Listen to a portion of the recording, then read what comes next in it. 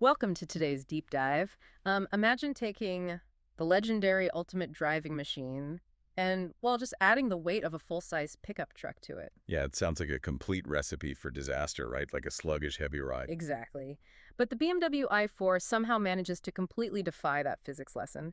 So today, we are unpacking the i4 to explore this really fascinating tension between classic driving dynamics and modern EV technology. Right, and we're also digging into the smartest financial strategy to actually put one in your driveway. Yeah. Because, I mean, it's a striking contradiction. The i4, especially that M60 version, comes in at a staggering 5,000 pounds. Which is just massive, like a linebacker doing ballet, honestly. It's huge, but impossibly graceful. Yeah, the engineering team has completely masked that physical reality. Which makes their marketing strategy so baffling to me. I mean, you read the promotional material, and BMW is practically screaming about 0 to 60 times and silicon carbide inverters. Right, which, to be fair, is an impressive piece of technology. I mean, silicon carbide inverters essentially let the car's battery manage heat and deliver power vastly more efficiently. Sure, yeah. But you're right, they are selling this thing like it's a Silicon Valley tech gadget instead of a finely tuned car. Exactly.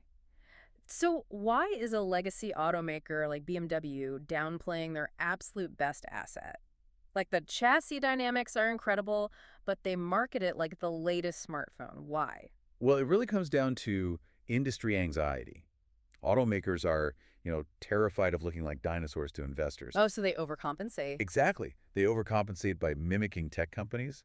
They focus on these internet spreadsheet wars where straight line speed is suddenly all that matters. Right, ignoring the actual drive. Yeah, but underneath that whole digital marketing spin, the engineering team basically pulled off a miracle.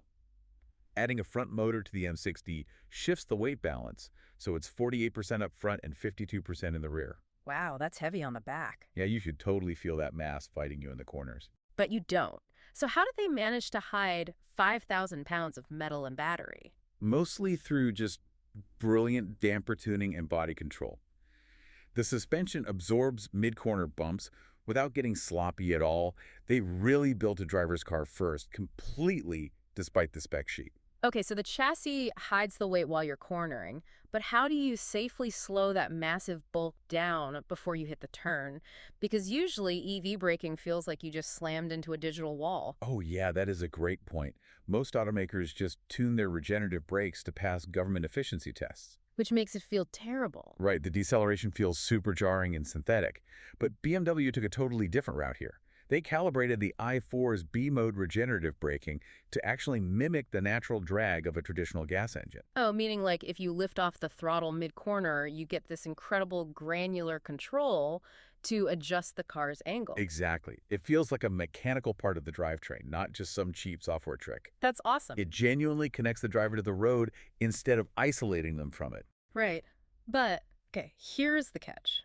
We've talked about how well the car hides its weight on a winding road, but physics always wins eventually. Always. So how does that 5,000-pound reality actually punish the owner's wallet in the real world? Well, it takes it out on the rubber. The physical reality of driving a heavy car with instant, immense torque is that it just completely devours rear tires. Oh, wow, how fast. Owners are burning through a set every 15,000 to 22,000 miles. You're joking. Nope.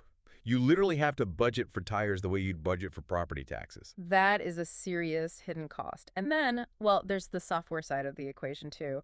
It makes me think we should treat premium EVs like the i4 the same way we treat high-end smartphones. I mean, Like you lease them and upgrade every few years before the software slows down. But for a basic city car, treat that like a durable household appliance that you buy and keep forever. honestly, that is the smartest financial strategy you can take right now. Really? Yeah, because cars like the i4 are loaded with complex proprietary software. If you buy it outright, you take on the huge risk of digital obsolescence. Because what happens in 8 or 10 years when they stop updating it? Exactly. Your premium performance car becomes a very expensive digital paperweight. Leasing offloads that entire risk right back to the dealer. Right. That makes total sense. But looking at the used market, this car actually holds up surprisingly well for someone who wants to buy secondhand, doesn't it? It really is a viable used option, provided you budget for those rear tires we talked about. Right, the tire tax. Yeah. The biggest fear with used EVs is always battery degradation, right? Like, will it still hold a full charge? Definitely. That's everyone's main concern. But the data for the i4 shows the battery's state of health, meaning its overall capacity, compared to when it was brand new.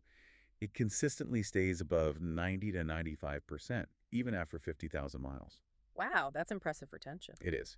So you let the first owner take the massive depreciation hit, you get a solid battery, and you gain access to that traditional BMW build quality. It's a very pragmatic way to navigate this transition. The brilliant mechanical execution is still there, but the ownership experience is increasingly dictated by the digital layer. Yeah, it really is a whole new era for cars. Which leaves you with this to mull over. If the i4's greatest triumph is its traditional mechanical chassis, but its lifespan is ultimately dictated by its digital software, what truly defines the soul of a car today? Thank you so much for joining us on today's deep dive.